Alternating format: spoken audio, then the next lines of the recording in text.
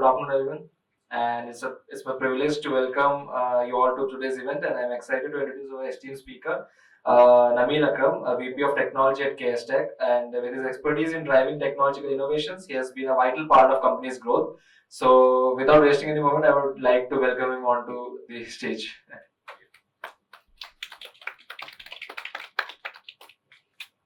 Okay, good afternoon all.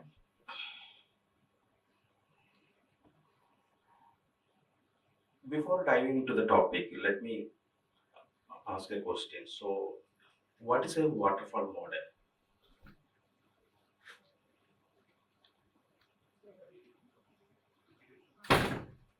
So when you complete one stage of development and proceed to the next stage, so it'll be like a waterfall. Yeah. So it's basically developing something in a phased manner where you finish one stage before moving to the next phase. Okay. So that is the model that we used to follow in early days of development, where we will collect the requirements first, then we will go to the complete end-to-end design, development, testing, and deployment. The typical model used in other engineering disciplines like civil engineering, where we will have a complete plan before starting the construction, right? But later we realized that that kind of model is not practical in software engineering, because software engineering is completely different beast, and we need to have, and the industry in general gradually switched into a iterative approach, where but in nowadays, especially in a startup kind of culture, even that is not enough. Now even the architecture itself is iterative, where it evolves to meet the requirements as well as it is required. So if you look into any typical product, it has got three stages called explore stage, expand stage, and extract. Explore stage is the stage where you start with the product idea. So this is the stage we try out different ideas to basically to trying to find out a market fit. And once you find out a market fit, you start with the actual development, and it takes the momentum, and you have a sharp growing phase. That is the expand stage. And at one point, you will reach that saturation, and that is where the extract stage. So I'm assuming that most of you are in either the explore stage or the expand stage, right?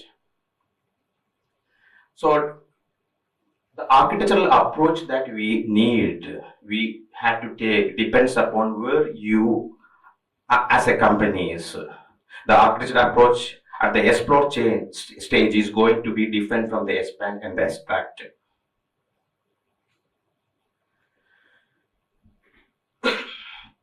So in explore stage, the key thing is that keep it simple. Focus on developing what is more important or critical for you. Don't worry about the architecture, scaling, those aspects. Because at this stage, especially at the early stage, everything is minimum, right? You have minimum budget is minimum, time is limited, and even the talent is limited. So don't worry about too much about that. And also there is no point in debating about which language is better, which cloud is better, those kind of things. Focus on developing something, the focus should be on ship the product at the earliest.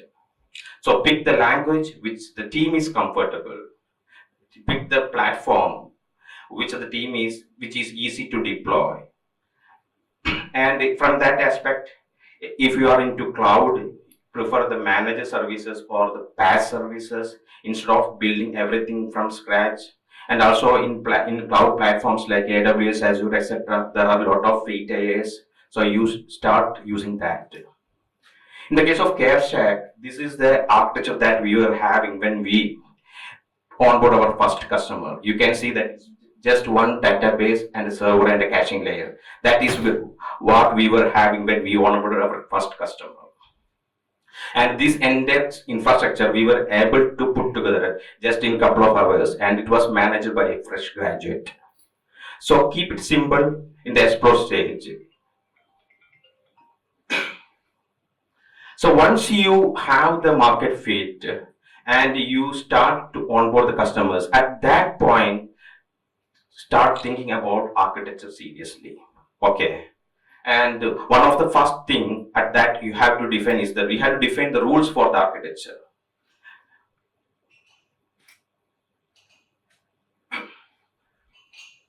So in architecture, there are different qualities, right? You have to, we usually talk about availability, reliability, scalability, all these quality patterns, right? So you have to decide what are the qualities that is important for your product. It is going to change from product to product. In our case, auditability is very important because we are into the healthcare system. So we have to track each and every user actions without affecting the overall performance. So pick the qualities that is important for you and keep in mind that you can achieve all these qualities. Okay. And that is the first law of architecture. In architecture, everything is trade-off. So pick the qualities that is important for you, and between that those qualities you may have to trade off.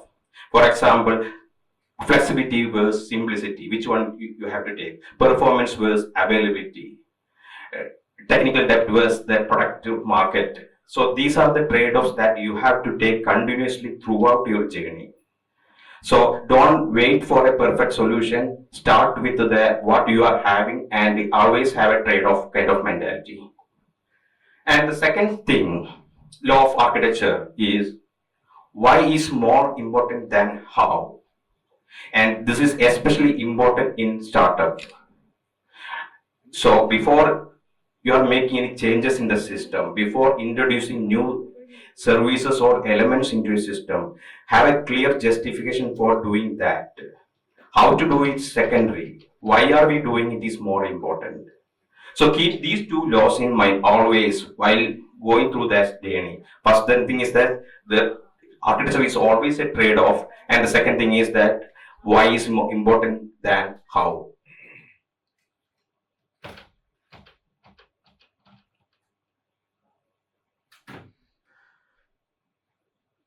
So once one with these two laws in mind, we have to decide which architecture style we have to follow. There are broadly two styles that is generally followed: monolithic and distributed. So monolithic means the entire application is a single unit where you develop the entire application as a single unit and deploying it as well as a single unit. Typically, you will have one single database as well. So monolithic architecture, there are different flavors of monolithic architecture. Layered architecture, where the entire application is divided into different stages, different phases. Three-tier architecture is the one of the common one, where you have a user interface, a business logic layer, and a data access layer. This is the architecture that we are following in 70% of our code application. The main advantage with the monolithic architecture is that it is very simple. And the couple of other architecture in that area is like a pipeline architecture, where you have set of processes which goes from one to another. It's like you can imagine like a set of boxes where the input is going from is passed to first box, then to the next box, like that. So it is more used in, especially in the case of data world. We are using, especially around our data warehouse, we are using the pipeline architecture. And plugin architecture is like you have a basic version of your application and you build on top of that. You can see that kind of architecture in Linux OS and all in those fields.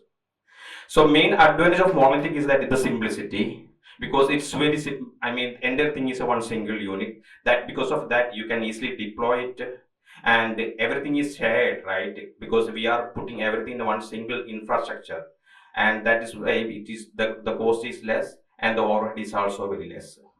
So monolithic is a very suitable one, especially when you are a small team. The other one is the distributed architecture, and you can see event-driven architecture, then service-oriented architecture, and the microservice architecture in these areas. Microservice architecture is a trend now, I know, but so in these architectures, you divide the entire system into multiple different microservices, each with its own application logic, database, and infrastructure. So the advantage is that each one is separate, so you can scale individual services separately. That is the one advantage. The another thing is that as they are having their own database and infrastructure, there is no any in case of any issues, it won't affect the other services. Since everything is separate, you will get the advantage of flexibility as well. So in general, you get, I mean, the the microservice architectures are scalable, and you get the advantage of flexibility and agility. But having said that, these benefits are not that much important when you are a startup, because when you are startup, obviously your team is going to be small. You don't have to worry about scaling at that time, and you don't have the time and the talent to manage the complexity or the overhead associated with that, right?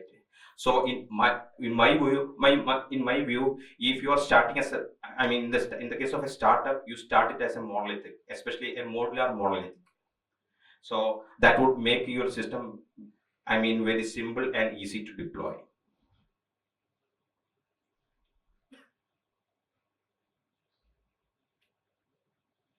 So once you decided with the architect style, probably a modular monolithic approach, the first thing that you may have to decide about how to manage the tenants.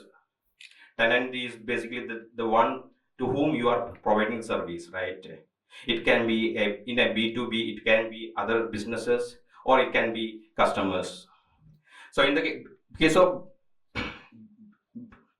B2B, you have to think about the geography, the type of business that they are doing, whether the business is having sub branches or not, then the regulatory requirements, the availability requirements. And in the case of B2C, it would be more about the privacy and how to handle their data. So based on the B2B and B2C, you have to decide on the tenancy model and consider security, cost, reliability, and the regulatory requirements around that before taking that decision. So there are four types of tenancy models. First one is the single tenant model, where you will have separate infrastructure for each tenant. So suppose you have 10 customers, you will have 10 infrastructure. And the advantage is that the data for each tenant is completely isolated. And you don't have to worry about leaking the data from one tenancy to another tenancy. Any issues that is happening within a tenant is contained within that tenancy, right? And and you don't have to worry about the noisy neighbors as well, because you have thick separate walls. But the problem is that it is not cost efficient, because you have to provision separate infrastructure for each customer, and also you have the overhead of deploying and maintaining your application across all these infrastructures. So it is, I mean, it is more laborious. That is the main drawback. Okay. The other option, the extreme other option, is having a multi-tenancy model, where you have a one single infrastructure and everything is put into that infrastructure. All customers sharing the same infrastructure. So the cost is reduced because you are sharing the infrastructure. And the second thing is that it's easy to update, right? Because you have one single infrastructure that you want to manage. But you will have the challenges of data leakage, noisy neighbors. All the plus points will become a challenge here. So single tenant and multi-tenant are the two extreme stages, right? Types of tenancy model. So between these two, you have vertically partitioned model, where you will have some of your customers will have dedicated infrastructure, and some of them will share a shared infrastructure. This you can decide based on the geography, or premium customers may have a separate infrastructure that you can decide. It's a mix of both. It's a hybrid form of single tenancy and the multi-tenancy model. And there is one more model called horizontally partitioned one, where you will share the most of the services, but some of the services you will have separate one. The typical model is like you will have separate database for each customers, but the application servers will be a shared one.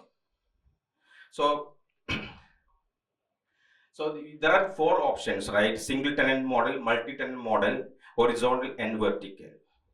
So decide on the model that you want based on the domain that you are working, the regulatory requirements and other aspects.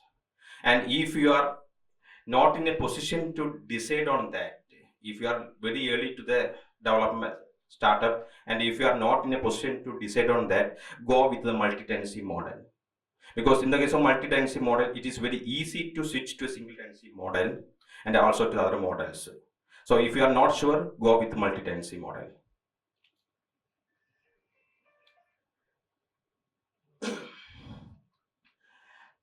So once you have the idea, once you have the product, one thing that you may have to face is the pricing, right? As an organization, you may decide to give it free of cost or whatever, but you should have an idea about the overall branding cost, irrespective of the pricing that you are going to have. So, and the infrastructure cost usually increases as you move, because once you, definitely over the period of time, you will end up with adding more and more features. More features means more services. More services means more tools to manage. More complexity means more people and all. So definitely the cost is going to increase. And on top of that, you will have additional requirements like availability. That means additional cost. Definitely once you have enough traction, then there will be security attacks. That means you have to add more layers of security products. So all these will increase the cost. So keep an eye on that and be aware that the infrastructure cost is going to increase over the period of time. One thing that I want to highlight is about the data part. So the cost of data storage in Azure is like $0.018 per GB. So it may look like it's very cheap, but the problem is that actually over a period of time you will realize that it is very expensive. The reason is that free and nearly free are not the same. So the moment you add, the moment every time the user add or upload an image or a file, you have to start paying the cloud provider for that until the user deletes it, right? So this is going to be there is a good possibility that this will become your major cost unless you control it or manage it properly. And there is always a notion that data is the new oil, right? And people have that justification to keep the old data. So there is always a dilemma that cost versus value of storage. So ask these four questions before taking that decision. I will take a pause so that you can read it.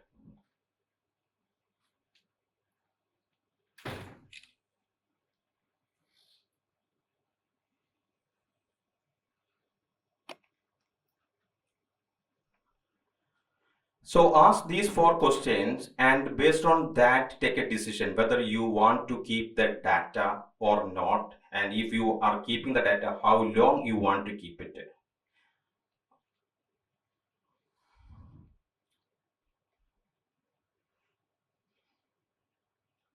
So once we have the architecture and architecture style and the pricing model and all, you are you start building the product feature by feature, right? And at that time, think about building it like a Lego blocks, right? So that you can reuse the components or services that you already developed. So so there are multiple advantages, but I want to call out these two advantages. First thing is that components automatically will bring the modularity into your system. And also it encourages the developers to reuse the functionality. So suppose, for example, suppose you have a payment functionality in your product. Instead of developing that logic throughout the application, you can have a control or a business component for payment and reuse it across that product. The advantage is that in case you want to make any changes in that component, you can just modify that component and publish it, and rest of them will automatically get updated, right? So have a building blocks both for the front end and the back end. And in addition to this, one advantage of these building blocks are the level of redirection that it brings.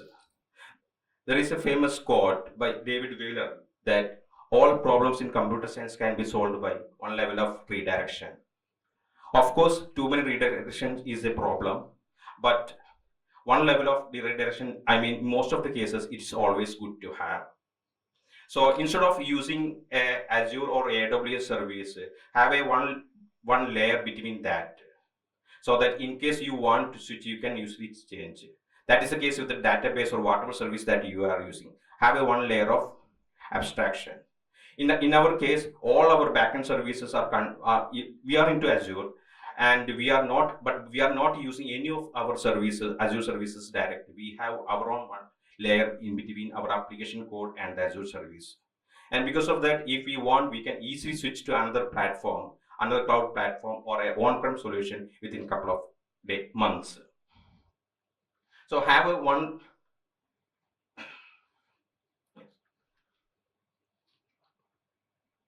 So once you have the building blocks, then it's time to think about at least uh, thinking in the direction of scaling.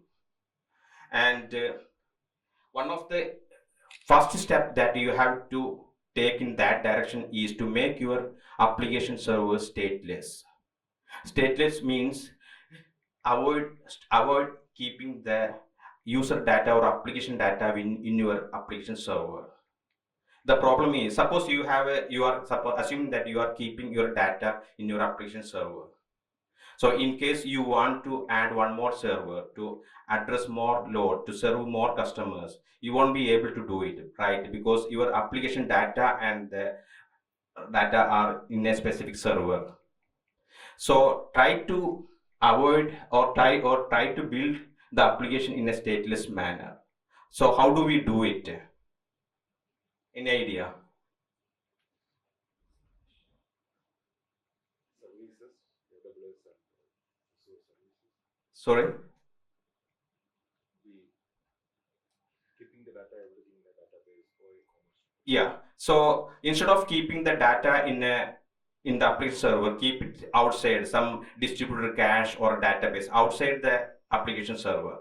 The other option, that is the one option, and the other option is to keep the data at the client side and send that data in every request.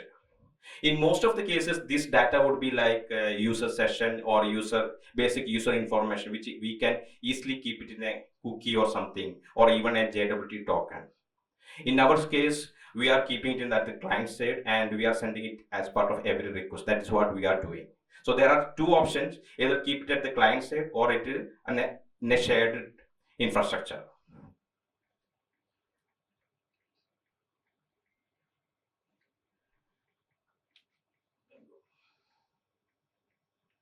So these are the some of the steps that you have to take in the early stage, and that would be enough to onboard your initial set of customers. So once you have a reasonable customer base, you will start facing scaling related problems.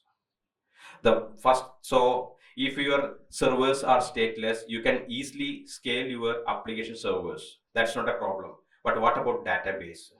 Because database is having the data, right? So that is where you start thinking about sharding. So sharding is a architectural database pattern where you split a one big database into a smaller databases called shards or nodes. So suppose so instead of having one big database, you split it based on some criteria. It can be a customer, it can be the geography or whatever the criteria or partition logic applicable to you. In our case, the partition is based on the customer. So each customer is going to be in one of the database. So we have one lookup table where you have the tenant ID and the connection string for that database. So whenever we want the data for a specific customer, we fetch the connection string from the lookup table. Then once we have the connection string, we execute the query directly in that database. So this is though sharding is primarily for scaling the database, it gives additional benefit, right? Because you have separate database. That means it's a kind of horizontal scaling that we discussed earlier, right? We can have a separate database for noisy customers or premium customers. That is also possible. So this is a basic form of sharding, but there are open source tools as well. If you want a more better, I mean the tools based solution. For example, Google has got an open source tool called Vitess, I think, which is that is basically developed to manage the YouTube. So Vitess is one solution that you can consider. There is another tool called Sharding Sphere. So there are standard open source tools as well if you want to shard your database. But the concept wise, basically this is the concept, right? You get the connection string for a database based on the tenant and execute the query directly.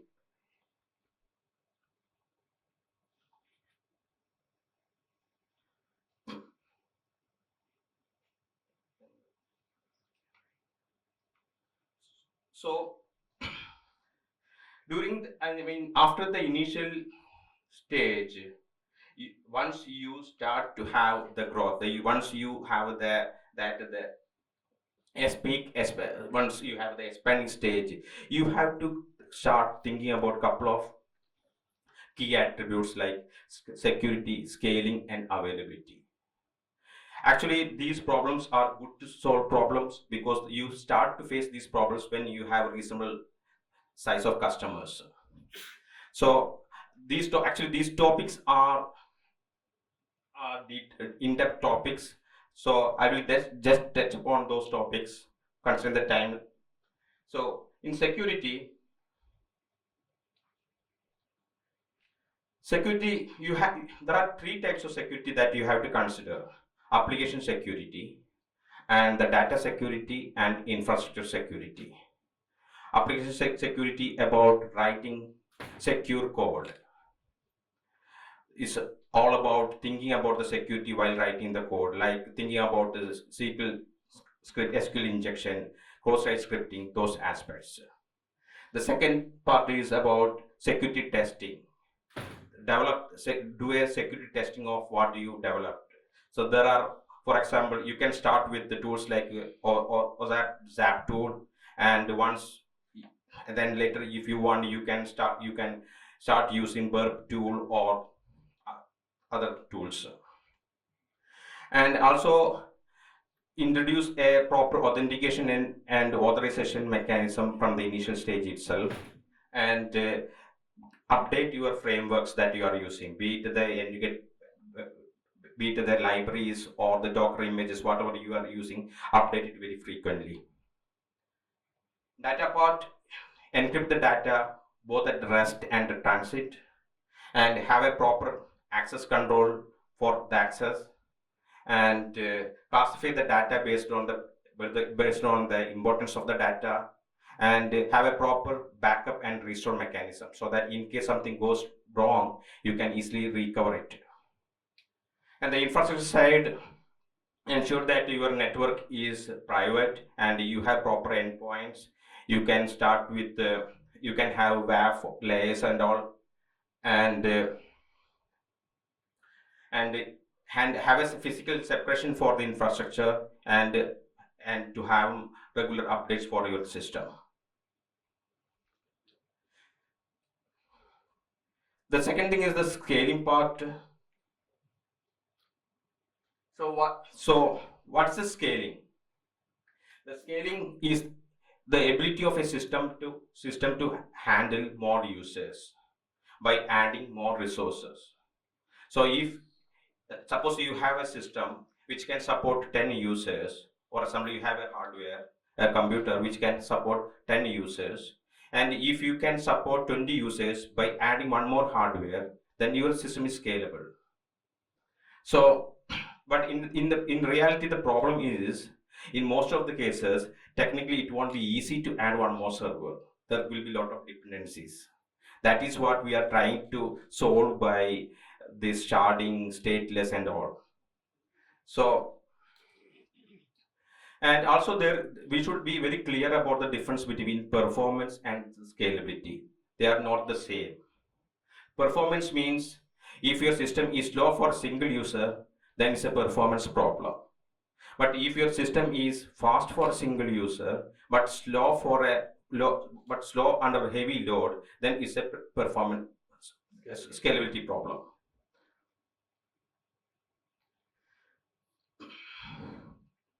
The scaling, then how to scale your system. These are the 6 steps that you can take to make your system scalable. The first, usually you start with the vertical scaling. That is like basically increasing the capacity of your servers. For example, starting from 2 core 8 GB to 4 core 16 GB. Then you start most of the horizontal scaling, adding more servers. It is easy for application servers if the servers are stateless, but you need something like sharding to do it for databases. Then you introduce the caching layer, so that you instead of sending all the requests to a server, you can have somebody a middle layer to serve these requests, so that you can reduce the load to your actual servers. Then sharding we already discussed, and another thing that you can do is to make your calls asynchronous calls. So instead of waiting for the response from the server, you can make that call asynchronous, and the server can do it in the background, and then once the result is available you can send it back to the customer. And scale cube is the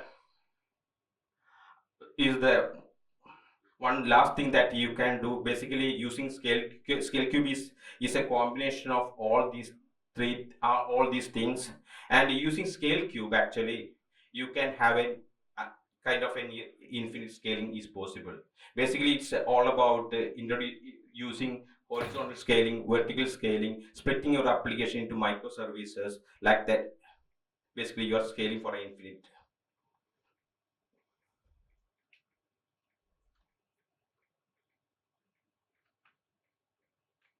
One last thing is about availability. So what is meant by 99.9? The 4 nines.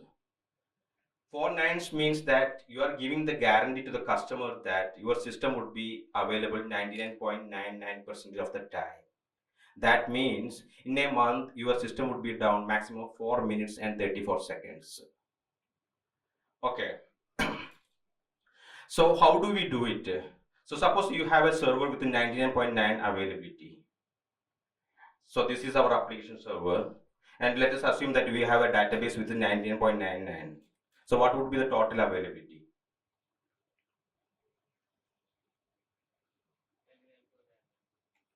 No, it would be 99.98, because you every time you are connecting one more service in a serial manner, your total availability is going to go down.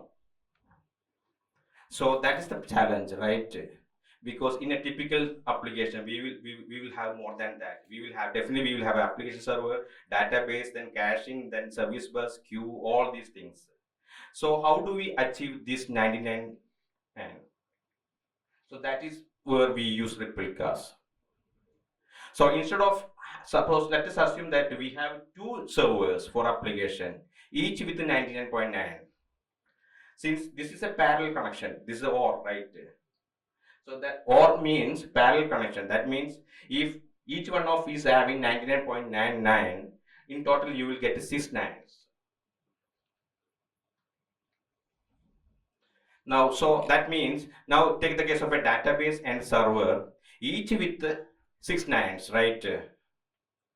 And that application definitely you are going to have more than 99.99. Is it clear?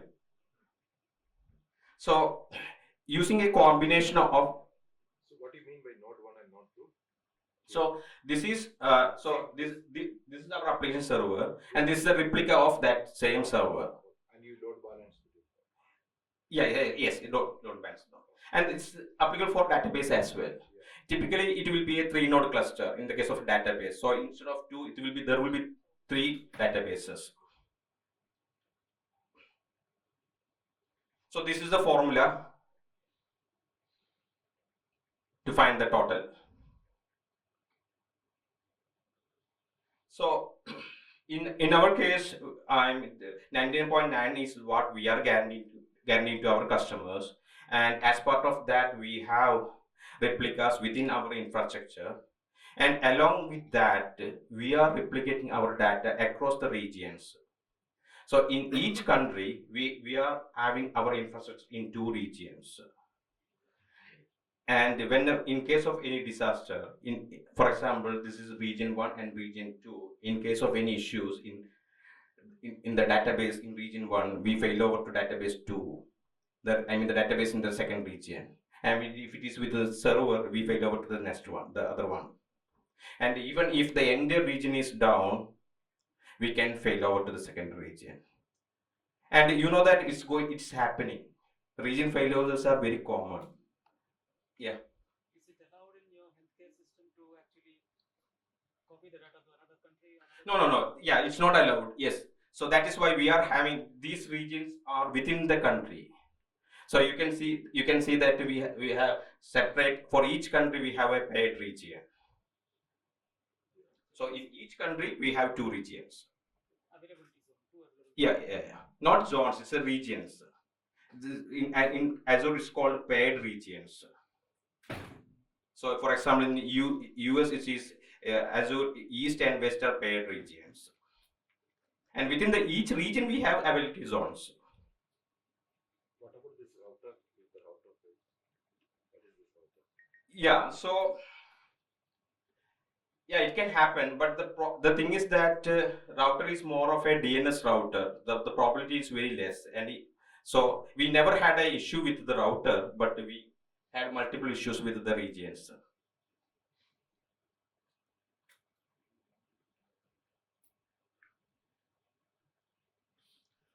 Okay, so to summarize, start in a simple way, keep everything simple, and have this, and probably start with the monolithic architecture, keeping in mind the first and second laws of architecture. Basically, keep those laws in mind and have an iterative approach to build your system. Okay, that's all. Any questions?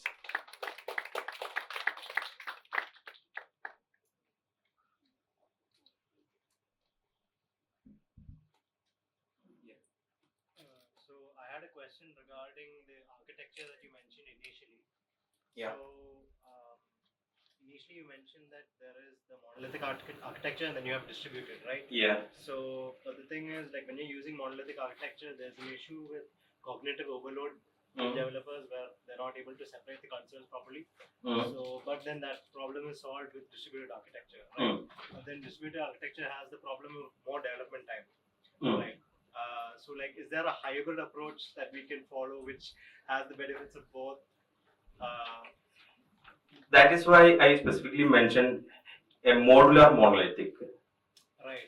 So, as you said, it's a problem in monolithic where people, the developers will, without respecting the boundaries, they will keep on adding it. So one thing that you can do to have architectural test cases where you can ensure using test cases, you can ensure that one layer is not available to another layer.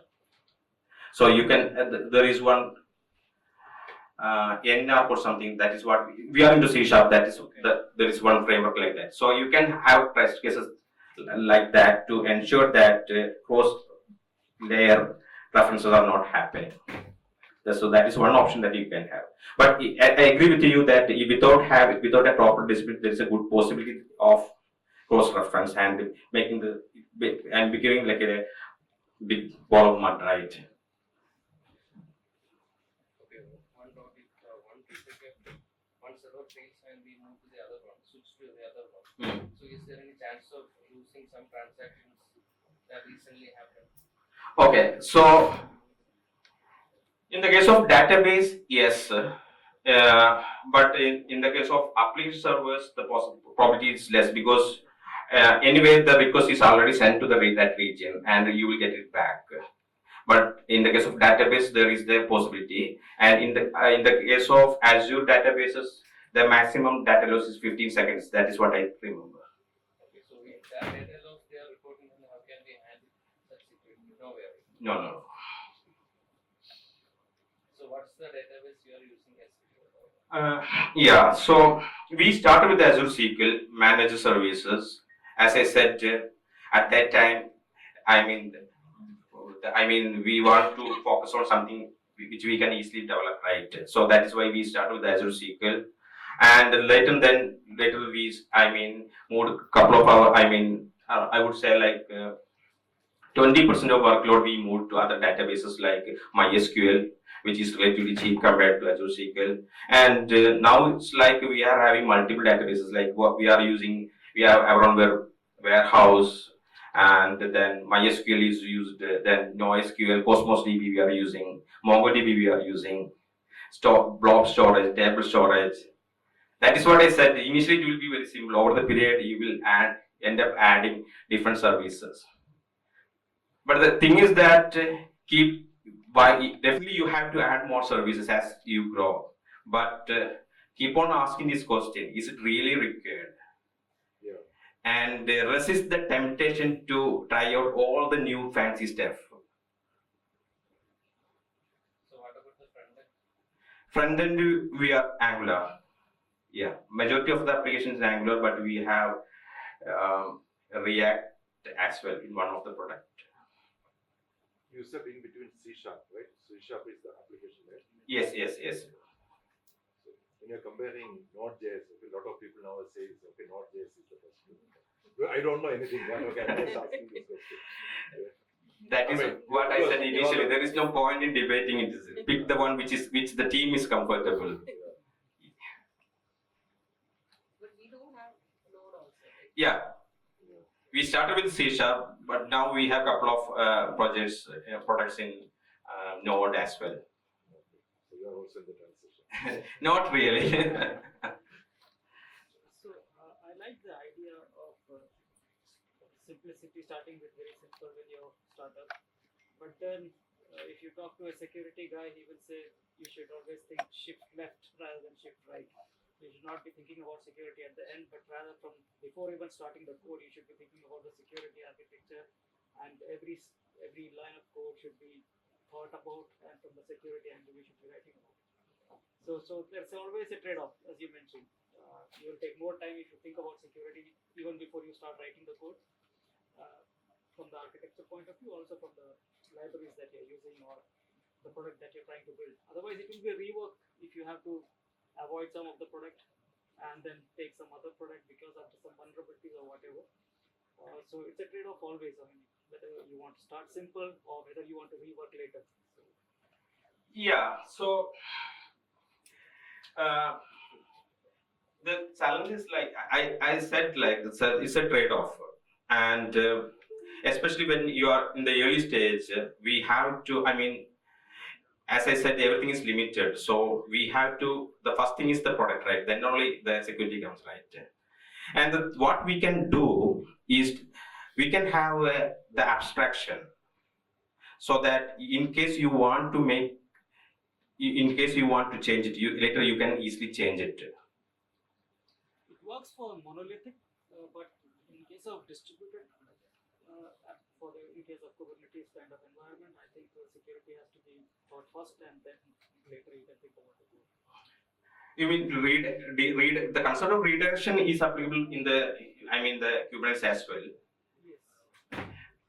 it's about shift left or shift right. So should you think about security later or before you start the code? In security as well, we can do it in iterative way, right? Can you give any specific example so that? Yeah. So for example, which uh, container image to use, for example, whether I should be using Red Hat or say CentOS, or the one which is available freely, say Ubuntu or whatever. So that's a architectural question. So you can use any, both are Linux kernels.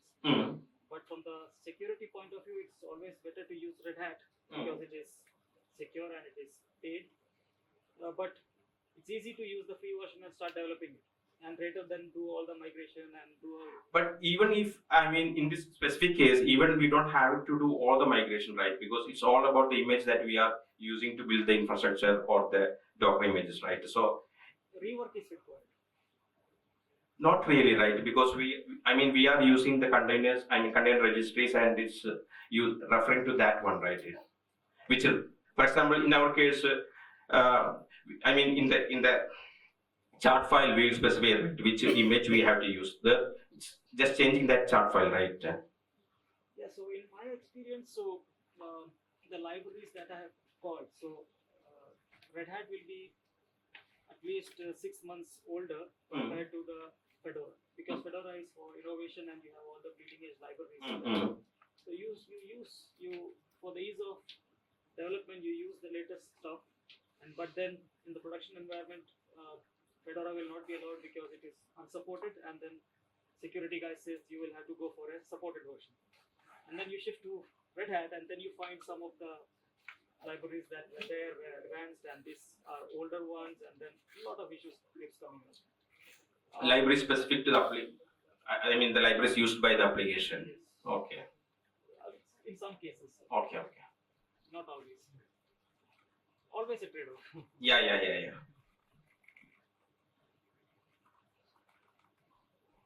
Okay. Great session. It was wonderful. Thank you. The best thing that you have is a simple slide, right? I like the slides. Okay, thanks.